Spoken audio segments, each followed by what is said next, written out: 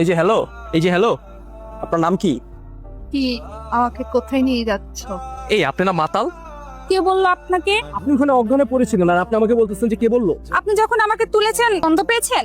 তাহলে ওখানে এরকম অজ্ঞানে পড়েছিলেন কেন? অজ্ঞানে পড়ে থাকার অভিনয় কেন করতেছেন? সেটা আমার ইচ্ছা, আমি পড়েছিলাম। আমি তো আপনাকে কোনো হেল্প করার জন্য ডাকিনি, তাই না?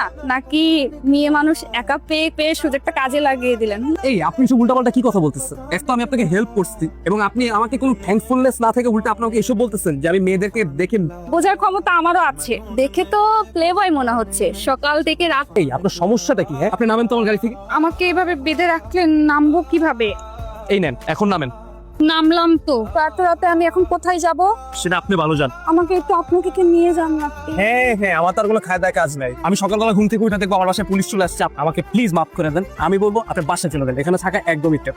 একটু নিয়ে যান না আমাকে।